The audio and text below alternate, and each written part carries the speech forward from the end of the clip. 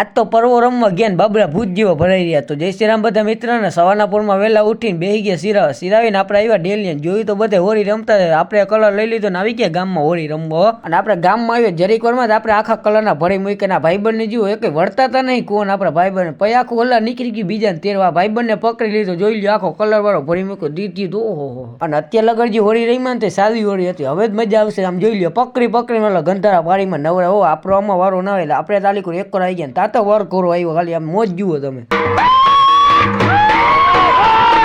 અને તમે કહેતા છો વરઘોરો એટલે હું? વરઘોરો એટલે આખા ગામમાં બધા લોકો ફરે ને પૈસા ઉઘરાય. જે પૈસા થાય તે ગાયોમાં દેવામાં આવે છે. વરઘોરો વયા ગયા પછી આપણી જે અહીંયા હતા એના બુસ્કોટ ફાડીને અહીંયા હળગાવી નાખ્યા. હવે આપણે બાબરા ભૂત જેવો ભરાઈ ગયા હતા. ઘરે જાય કોઈ ઓળખશે નહીં એટલે ગાડી લઈને નીકળી ગયા નદીએ નાવા. હો અને આપણે આવી ગયા નદીએ. નદીનું વાતાવરણ તો જુઓ આખું ને પડદા ફાડ નાખે. આમ લાંબી એવડી ને પછી ઊંડી એવડી. આપણે કાંઠે બેહીને નાવું જો. જેને તરતા આવડે તે તો બધા ઠેકરો મારીને બધા તરે ને આપણે તો ગાયો ગા નાઈને બાબલા જેવો તૈયાર થઈ ગયા ને ગાડી લઈને ખસકા દેતી ઘર બાજુ ને આપણે આવી ગયા ઘરે. બહુ જ કકડીને ભૂખ લાગી બેસી ગયો જમવો.